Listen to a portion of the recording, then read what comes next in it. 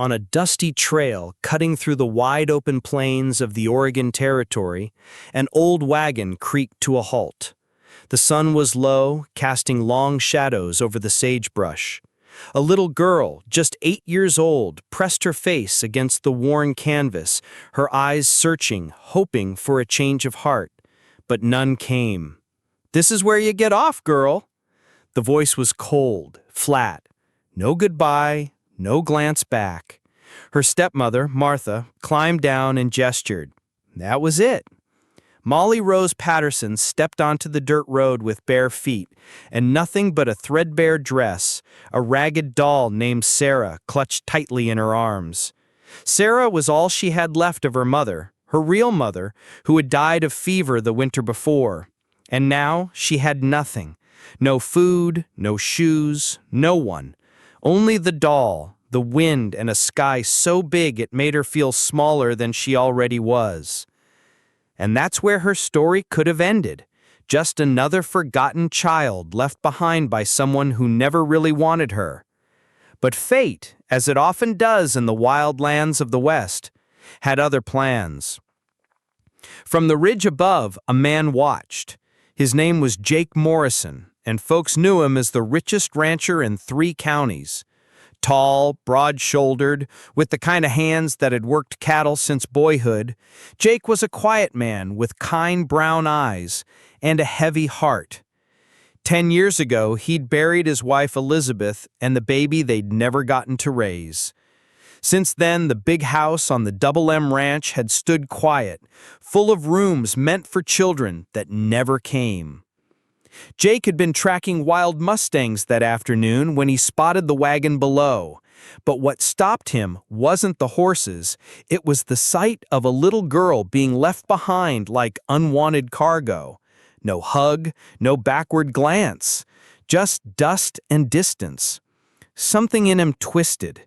Maybe it was the way the girl stood so still, shoulders squared like she wasn't afraid, though any grown man would be. Maybe it was the way she clutched that doll like it was all she had in the world. Or maybe, just maybe, it was the quiet echo of grief in Jake's own heart, the way he once imagined his own child might have stood if she'd lived. So, he made a choice. He lowered his spyglass, turned his horse, and rode down the ridge. Now think about this for a moment. In a land where survival often meant minding your own business, Jake did the opposite. He got involved. Why? Because sometimes the right thing doesn't announce itself. It whispers. It tugs. And if you've been hurt before, if you've lost someone you love, you recognize that same kind of ache in someone else. When Jake reached her, she turned, ready to run, her body tense, her grip on Sarah tighter. But the man on horseback didn't look like the kind who'd hurt a child. He looked sad, gentle in a way Molly hadn't seen in a long time. He tipped his hat and spoke softly. "Afternoon, miss. You seem to be a long way from anywhere." And just like that, her life changed. This isn't just a story about a little girl and a cowboy. It's about what happens when love shows up in unexpected places, on the back of a horse, on a dusty road, between 2 people who needed each other more than they knew. Molly had been abandoned, but in that moment, she was also found. And that is how the legend of Molly Rose Morrison truly began. Because on the wide plains of the Wyoming Territory, where wolves howled at night and the prairies stretched forever, one small girl and one grieving man took the first step towards something neither of them had dared to hope for: a family, a home, and the healing kind of love that doesn't ask for blood, but simply chooses to stay. The prairie stretched endlessly in every direction. Wind tugged at Molly's thin dress, the same wind that had stolen her last bit of warmth. But she didn't cry. She didn't plead. She just stood there, 8 years old and all alone, clutching her rag doll Sarah like it was a lifeline. Her stepmother's wagon was now just a blur in the distance, a memory already fading into dust. She had no map, no compass, no food, just the whispered hope of Oregon, a place she'd only heard grown-ups talk about when they thought she wasn't listening. So when the sound of hooves broke the silence, she didn't flinch. She turned, ready to run if she had to, but also ready to stand her ground like she always had. That's when she saw him. A man on horseback, tall and broad, but not the kind of big that felt dangerous. This man had a gentleness about him, something in his posture, his eyes, the way he held the reins. He stopped a few feet away and tipped his hat with a voice softer than she expected. "Afternoon, miss. You seem to be a long way from anywhere." She looked him straight in the eye and answered with a bravery she didn't fully feel. "I'm going to Oregon." Jake blinked, trying not to smile. Oregon was hundreds of miles away, across rivers and mountains, through places no child should ever travel alone. "Oregon's a far piece from here," he said gently. "Mind if I ask where your folks are?" "I don't have any. Mama died. Then Papa. My stepmother left me here, said she couldn't feed me no more." There was no drama in her words, no tears, just the kind of matter-of-fact truth that punches a grown man in the chest. Jake felt the weight of it settle deep inside him. A little girl left behind like an old coat someone didn't want anymore. And yet, here she was, standing tall, refusing to crumble. He got down from his horse and knelt in the dust so he could see her face at eye level. "What's your name, little lady?" "I'm Molly Rose Patterson, and this is Sarah." She held up the rag doll with the faded fabric and missing button eye. Jake nodded, as if Sarah's presence made everything official. "Well, Miss Molly Rose Patterson, I'm Jake Morrison. I own a ranch not too far from here, and I was wondering if you might like to come have some supper with me. My cook makes the best beef stew in the Wyoming Territory." Molly hesitated. She'd been warned about strangers her whole life. Martha had made that clear, though ironically she was the one who'd proven most dangerous. But something in Jake's voice, something in the way he looked at Sarah like she mattered too, made her pause. "I don't have any money to pay for supper," she said quietly. "Well, that's lucky, because I don't charge little girls for supper. That's against my policy." She blinked. "You have a policy?" "Sure do. Rule number 1, little girls eat for free. Rule number 2, little girls should never be left on dusty trails all by themselves. And rule number 3, he paused, tilting his head, little girls should always have a warm place to sleep." She stared at him. "Are you a good man, Mr. Morrison?" The question caught him off guard. It wasn't just curiosity, it was a test. One Jake hadn't known he needed to pass until now. He swallowed hard. "I try to be, Miss Molly. I try real hard." She looked down at Sarah, then back at Jake. "Sarah says it's okay to trust you." He nodded solemnly. "Well, if Sarah says so, then that settles it." And just like that, a bond began to form. A bond between a lost little girl and a lonely man with more space in his heart than he'd realized. Molly put her small hand in his, and Jake felt something shift. Something long frozen started to melt. That night, as they rode toward the Double M Ranch, the sun dipped low behind the hills, painting the sky in gold. Molly leaned gently against Jake's side, Sarah tucked in her arms. For the first time in a long time, she wasn't walking alone. And for the first time in 10 years, Jake Morrison felt like maybe, just maybe, his big, quiet house wouldn't feel so empty anymore. The sun was beginning to dip below the Wyoming hills when Jake Morrison and little Molly Rose reached the gates of the Double M Ranch. After miles of silent prairie, Molly expected nothing more than a few worn-out barns in a dusty cabin, but what rose before her was something out of a dream. The ranch looked like a town all on its own. Barns stood tall against the skyline, corrals stretched wide like open arms, and the sweet smell of stew drifted from a cookhouse somewhere nearby. But it was the main house that made Molly stop breathing for a moment. Built from logs and stone, it had a wide wraparound porch and warm lantern light glowing from every window. It was the biggest building she had ever seen. And for the first time since her stepmother had left her by the road, she felt a flicker of something she didn't dare name: hope. Jake helped her down from the horse gently, as if she were made of something fragile. "You live in there all by yourself?" she asked, wide-eyed. "Just me and Rosa," Jake said, giving a small smile. "My housekeeper. Gets quiet sometimes." Before Molly could ask more, the front door swung open.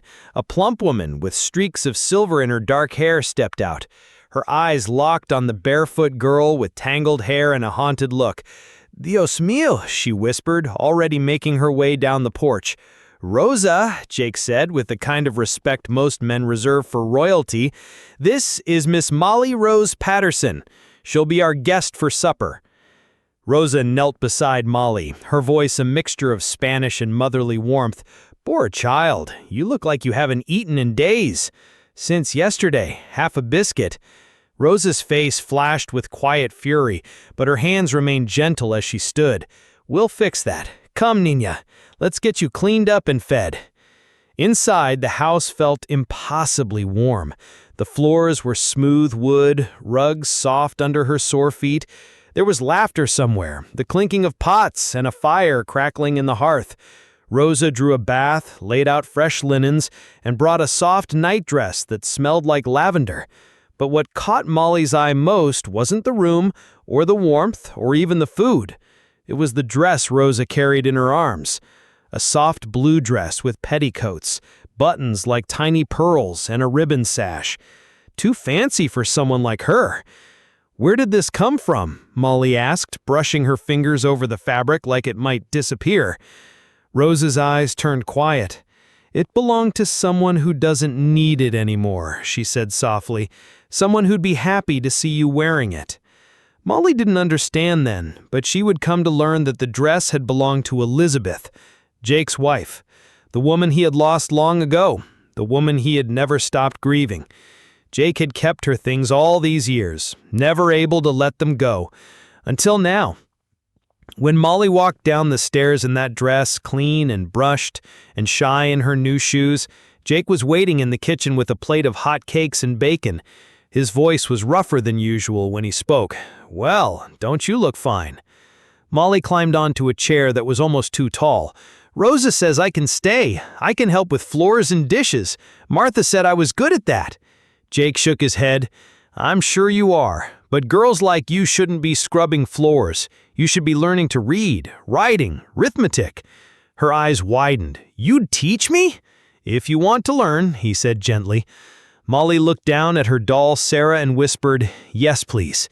And in that moment, something shifted in the air. In that big, quiet house that had once echoed with silence, there was now laughter, footsteps, and the soft sound of healing beginning. Molly wasn't just a guest anymore.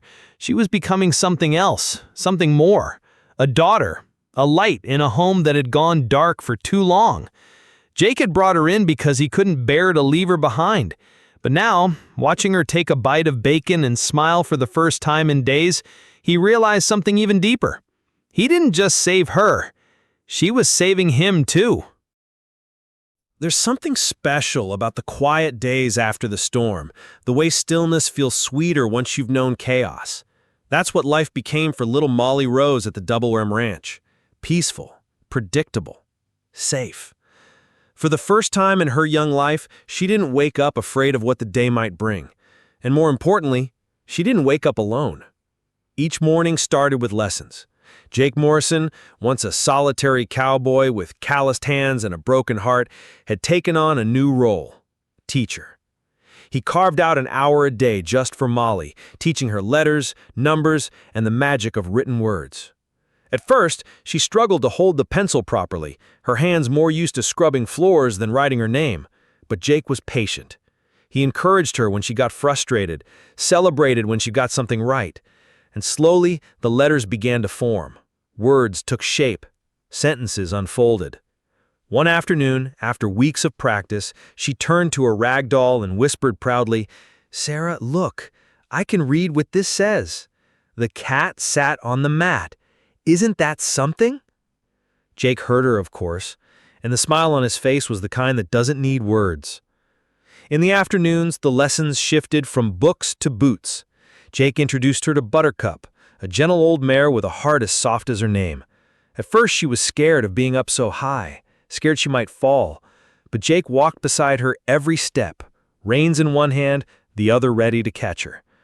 It didn't take long before Molly was trotting on her own, wind in her hair, laughing in a way she never had before. "You're a natural," Jake told her one day after she circled the corral without help. "Pretty soon you'll be herding cattle better than the boys." And she beamed at that, not because she wanted to be better, but because someone believed she could. Inside the house, Rosa taught her the kind of lessons that don't come from books. How to cook a stew from scratch, how to sew a button without pricking your finger, how to fold laundry just right. But Rosa made it more than chores. She told stories while they worked, tales from her childhood in Mexico, songs her abuela used to sing.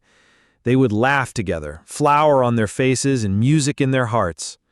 One day, while they shaped tortillas by hand, Rosa said softly, "In my country, we say God sends people into our lives when we need them most."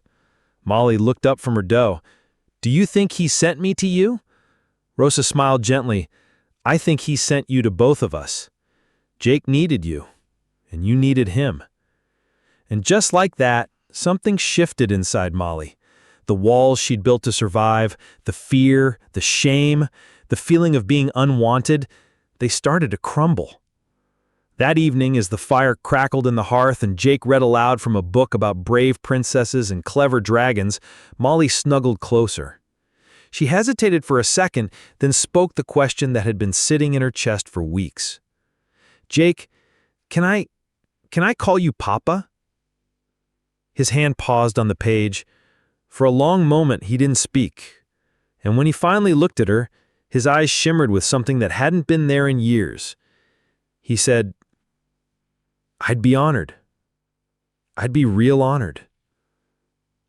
She smiled, a real full smile, and whispered, "Good night, Papa." And with those 3 little words, Jake Morrison, the loneliest man in 3 counties, became something else entirely: a father. From that night on, Molly wasn't just a guest or a visitor. She was home. She was family. And every lesson, every shared meal, every story by the fire helped prove to her that love doesn't always have to come from blood. Sometimes it finds you in the most unexpected places. On the back of a horse, in a kitchen full of laughter, in the pages of a book read by someone who never thought he'd have a daughter. And for Molly, those peaceful days weren't just healing. They were the beginning of something she never thought she'd have: a forever. Just when life at the Double M Ranch had begun to feel like a real dream, a dream stitched together by healing, laughter, and love, something happened that threatened to tear it all apart. It started on an ordinary afternoon. The sun was hanging high over the Wyoming hills, the wind was soft, and Molly was in the kitchen with Rosa, kneading dough with her small, calloused hands. The scent of cinnamon bread filled the house. Then came the knock at the door, sharp, cold, and out of place. Jake answered it, and standing there on the porch was a man in a stiff black suit with a leather briefcase and a face that looked like it hadn't cracked a smile in years. He introduced himself as Silas Hartwell, a representative from the Territorial Children's Aid Society. "I've received word," he began, "that an unaccompanied minor has been residing on this ranch." Jake's brow furrowed. "You mean Molly?" "Yes, I'm here to assess the situation. A single man raising a child is highly irregular." Those words, highly irregular, sliced through the air like a knife. Jake led him into the parlor, his jaw tight. Hartwell took notes, looked around with judgment in every glance, and asked questions that made Molly, hiding quietly behind the kitchen door, feel like she might vanish again, like none of the happiness of the last few months had been real. "I've adopted her legally," Jake said, producing papers signed by Judge Wheeler himself. Hartwell skimmed them but didn't seem satisfied. "Be that as it may, our society is still concerned. Children require a woman's care, Mr. Morrison. Stability, guidance. What you offer here may not be sufficient." Jake stood tall, his voice even but steel-hard. "You think sending her to a crowded orphanage is better than the home she has now? Our facilities provide structure, discipline, and they're supervised by trained staff." Jake's eyes narrowed. "You mean the orphanage in Cheyenne where kids work 14-hour days and sleep 4 to a bed?" Hartwell stiffened. "I won't argue, Mr. Morrison, but I will file my report."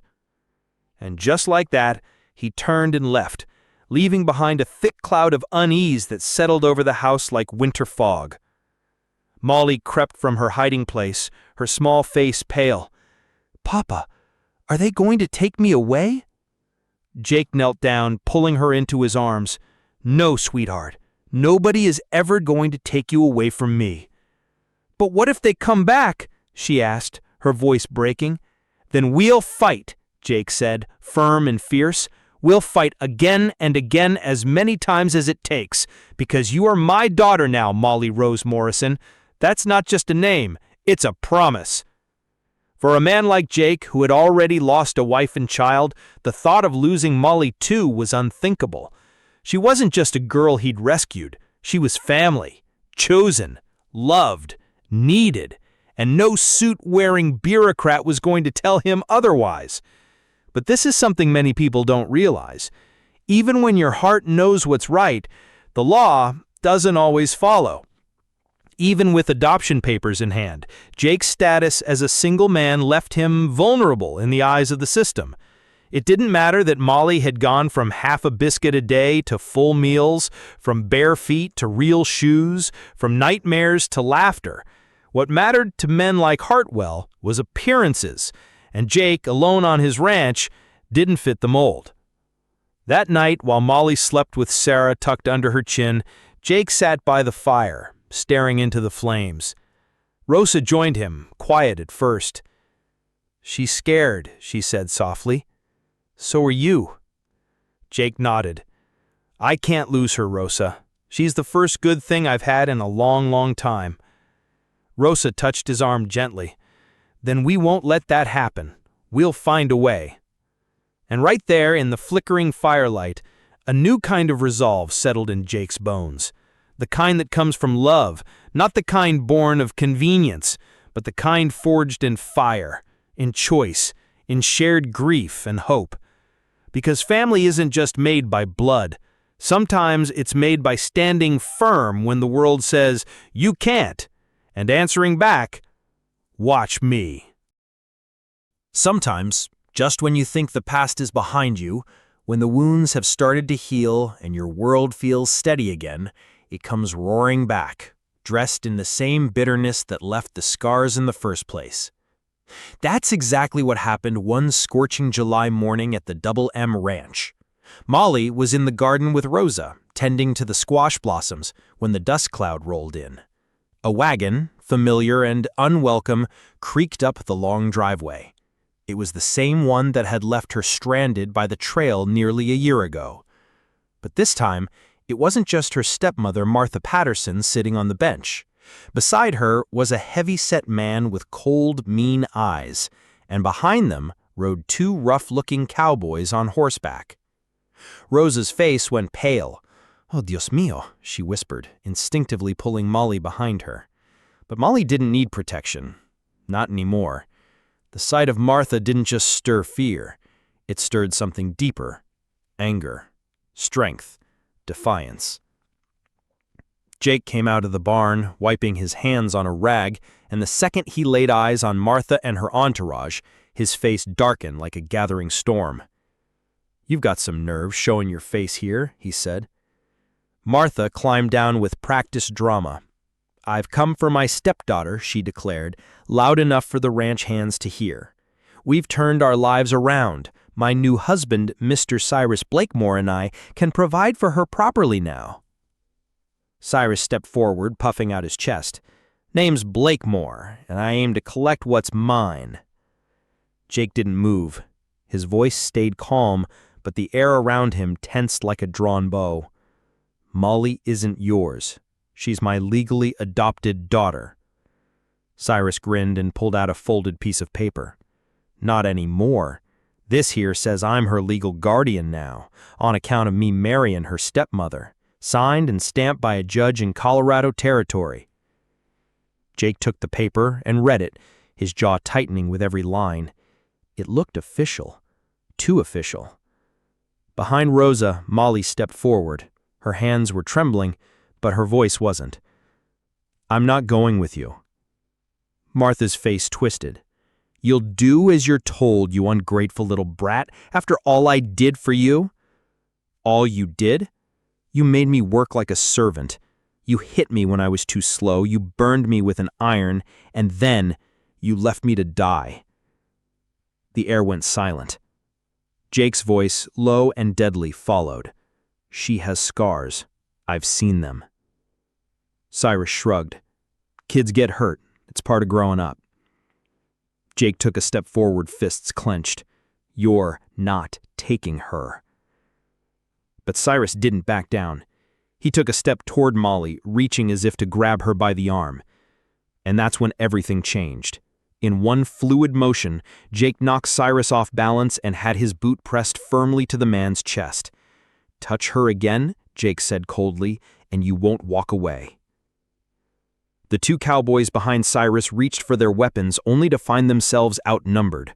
6 of Jake's men, including Tex, Billy, and Old Pete, had silently appeared with rifles drawn and steady hands. The look in their eyes said it all. Molly belonged here, and no one was taking her. Tex tipped his hat. "I'd think real careful about your next move, fellas." Cyrus, breathless and furious, staggered to his feet, brushing off dust. "This ain't over," he spat. "I've got papers. I'll be back with the sheriff." Jake didn't flinch. "Good. Bring a real judge while you're at it. Let's see what they say when they find out what you've been doing to children." As the wagon rolled away, the dust it kicked up didn't feel like a threat anymore. It felt like a promise, a warning to the past that it no longer held power here. Molly stood beside Jake, her voice quiet but unwavering. "They're going to come back, aren't they?" Jake looked down at her, eyes soft with fire behind them. "Let them. We'll be ready." Because this wasn't just about law anymore. It wasn't about papers or signatures. This was about love, about home, about a man who had lost too much, finding something worth fighting for again, and about a girl who finally knew what it meant to be protected and believed she deserved it. Sometimes, love doesn't show up with fireworks or grand gestures. Sometimes, it grows quietly, like roots under the surface, until one day you realize it's been holding you up all along. After the confrontation with Cyrus Blakemore and Molly's stepmother, Jake Morrison knew things weren't over. Cyrus had promised to return, and with fake legal papers that looked real enough to fool a sheriff, the danger was far from gone. Jake couldn't shake the feeling that next time, Cyrus might not come alone, or might come with someone in power who didn't know the truth. So Jake did what any man who's got something to lose would do. He saddled up, rode to Cheyenne, and paid a visit to the one person he trusted with both law and honor, Judge Wheeler. Judge Wheeler had known Jake for years. He was the same man who signed Molly's adoption papers, the same man who'd seen Jake at his lowest after losing Elizabeth. When Jake laid out the situation, the fake guardianship claim, the threats, the uncertainty, The judge listened carefully, then leaned back in his chair and sighed. "Jake, you've done everything right. But the law isn't always black and white, and not everyone will see what you and I see. A single man raising a young girl out on a ranch, that's going to raise eyebrows." Jake felt a knot in his stomach. "So what? They can take her from me, even with legal adoption?" "Some might try," the judge admitted. "A clever lawyer, a suspicious court, they might argue she needs a woman's care, a mother's guidance." Jake ran a hand through his hair, already feeling the weight of helplessness creeping in. But then, the judge leaned forward, eyes sharper now. "There's another way." Jake blinked. "What do you mean?" "You're not married, Jake. But if you were, if Molly had both a father and a mother under the same roof, it'd be near impossible for anyone to argue she isn't in a proper home." Jake frowned. "I'm not just going to marry someone to make a legal point." "I wouldn't suggest that," Wheeler said with a smile tugging at the corner of his mouth. "But tell me something. Have you ever really looked at Rosa?" Jake stared, caught off guard. "She's more than a housekeeper," the judge continued. "She's been by your side for 5 years. She loves that little girl like her own. And if I'm not mistaken, she loves you too." The truth of it hit Jake like a quiet wind, gentle but unstoppable. He thought about the way Rosa hummed when she cooked, the way she wrapped Molly in her arms during storms, and the way she'd stepped between Molly and danger without hesitation. The way the house felt alive when she was in it. And suddenly he saw it, not just as a solution, but as something that had been there all along. He'd just been too blind or too wounded to recognize it. On the long ride back to the ranch, Jake didn't think about legal loopholes or courtroom arguments. He thought about Rosa's laugh, about the way she sang lullabies in Spanish to calm Molly's nightmares, and the quiet grace she carried through every room she walked into. By the time he reached the Double M, his heart had already made the decision. That night after dinner, with the fire glowing and Molly tucked safely into bed, Jake found Rosa on the porch, watching the stars. "Rosa," he said softly. She turned, and for the first time he really saw her, not just as the woman who kept his life in order, but as the woman who had helped heal it. "I need to tell you something. Judge Wheeler, he suggested I get married, to protect Molly. At first I thought it was just about the law, but the truth is, it made me realize something I should have known a long time ago." He took a breath. "I love you, Rosa. I don't want to marry you just to protect Molly. I want to marry you because I can't imagine this life without you." Rosa's eyes filled with tears, but she was smiling. "I've been waiting for you to figure that out." Jake chuckled softly, relief and love pouring through him. "So, will you?"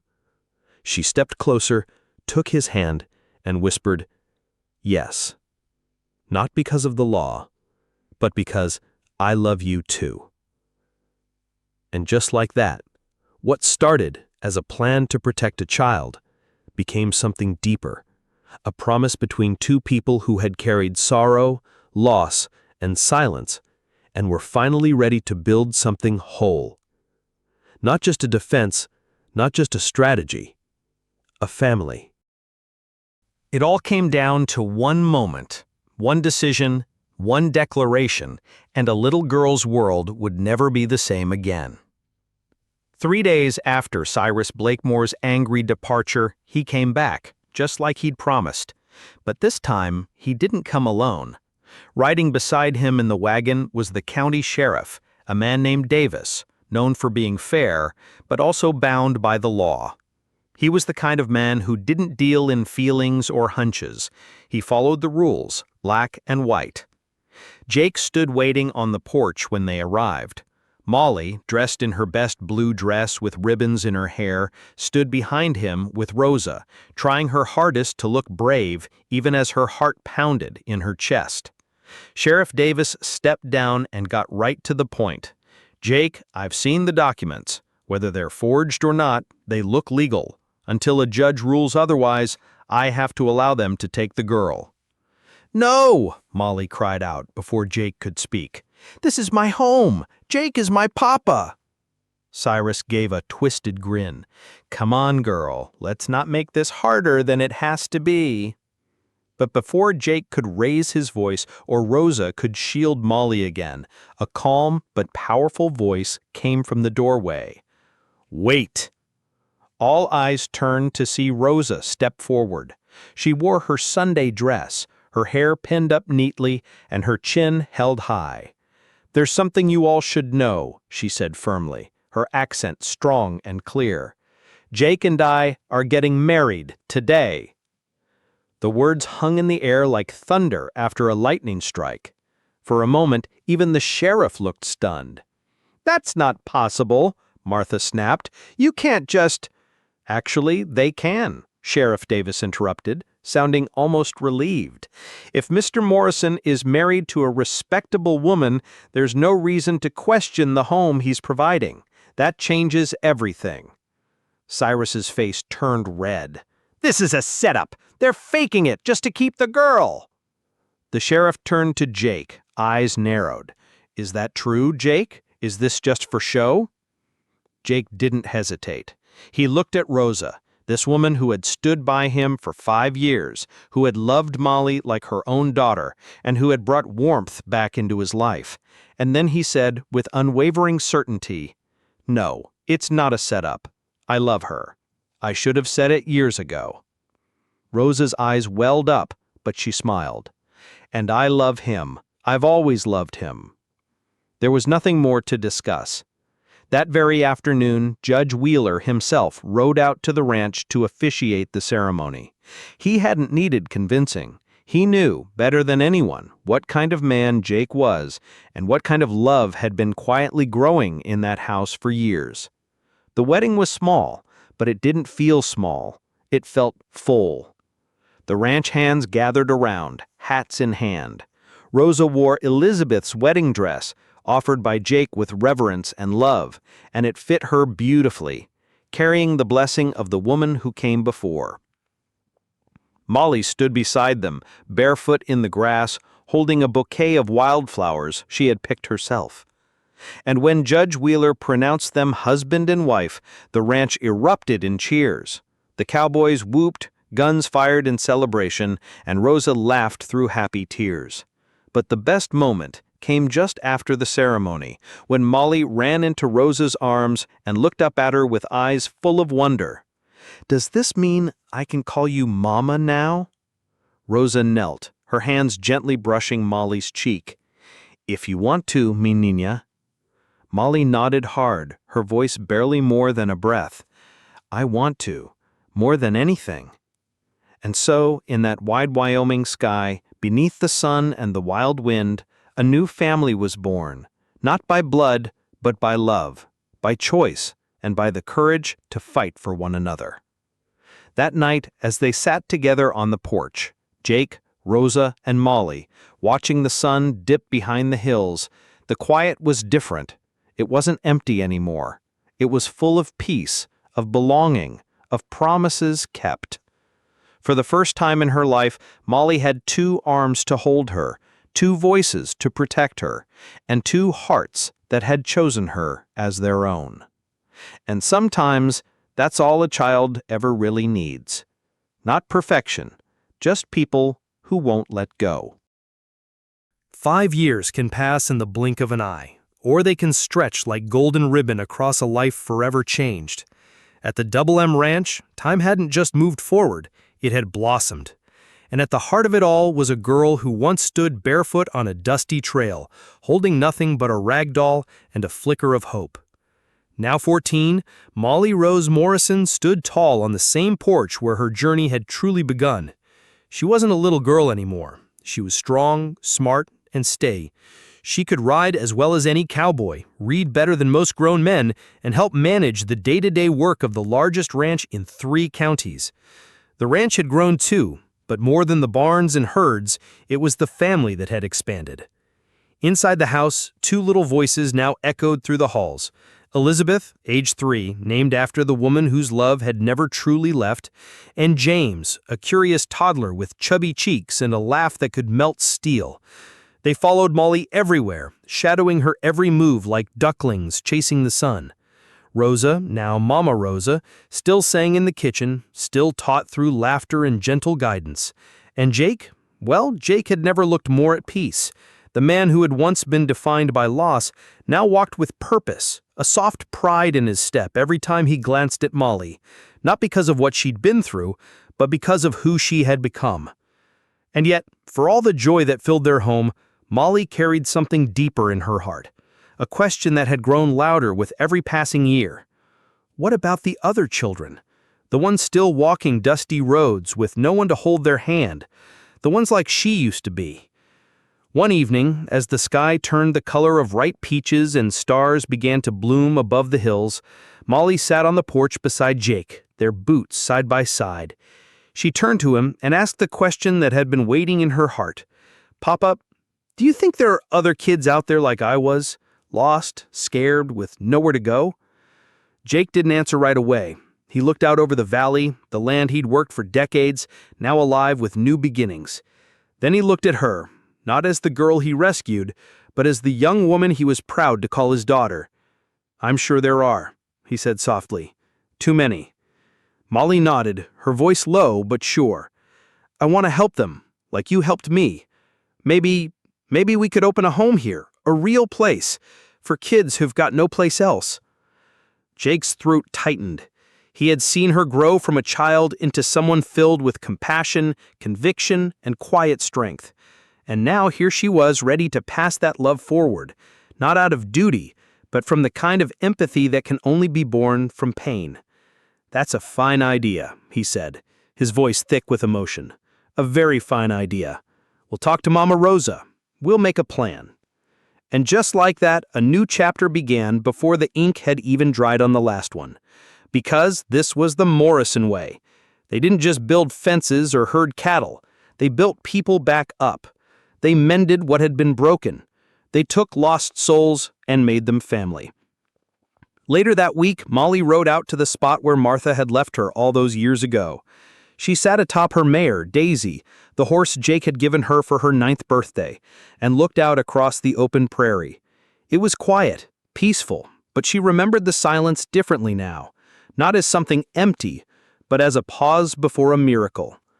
She still wore Elizabeth's gold locket around her neck, inside the faded photo of a kind woman she never met, but who somehow, she believed, had guided Jake to her. She touched it gently. "Thank you," she whispered, "for sending me home." And back at the ranch, windows glowed warm in the twilight.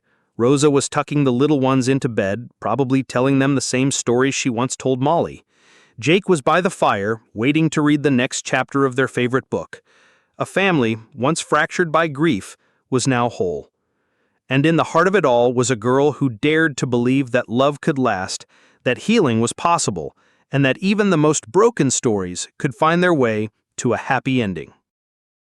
Out in the wide Wyoming territory, where the wind carves stories into the land and the prairie stretches farther than the eye can see, there lived a man named Jake Morrison, and the life he built would change more than just cattle and fence lines.